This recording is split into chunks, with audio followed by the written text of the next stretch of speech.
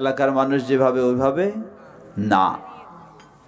আজকে আমাদের সমাজে মেয়েদের সালাতের ভুল শিক্ষা দেওয়া হয়, এমনকি বিভিন্ন শিক্ষা প্রতিষ্ঠানে ছবি সহ মেয়েদের ভুল পদ্ধতি শিক্ষা দেওয়া হয়। মেয়েরা সেজদা দেবে হাত পা সবগুলি মাটিতে বিছিয়ে, রুকু করবে কুজু হয়ে।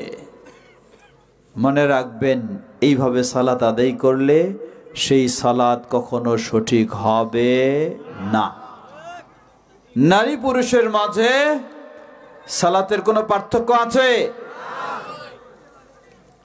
আপনারা বললেন নাই, আবার আরেক শ্রেণী বলে আছে। তাহলে সঠিক কি? জবাব আমি বলবো দুটাই সঠিক। বললেন কেমনে দুইটাই সঠিক? মৌলিক কিছু পার্থক্য রয়েছে। যেমন উদাহরণস্বরূপ, সালাতের সময় হয়ে গেল, সালাতের পূর্ব প্রস্তুতি হলো সতর ঢাকা। সতর ঢাকা বুঝেন তো? কাপড় পরা। একজন পুরুষ নাভি থেকে হাঁটু পর্যন্ত এবং দুই কাঁধ ঢেকে নিলে তার ফরজ আদায় হয়ে যাবে। এরপরে আরো সুন্দর পোশাক হলে সুন্দর কথা, কিন্তু একজন নারীর এতটুকু হলেই কি চলবে? একজন নারীর মাথা থেকে পা পর্যন্ত গোটা বডিটা তাকে সুন্দরভাবে ঢেকে নিতে হবে। তাহলে নারী পুরুষের পার্থক্য হলো না? অবশ্যই পার্থক্য, মৌলিক কিছু পার্থক্য রয়েছে।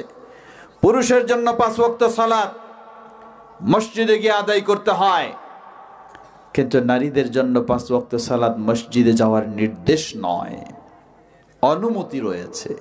নির্দেশ নয়, কিন্তু অনুমতি রয়েছে।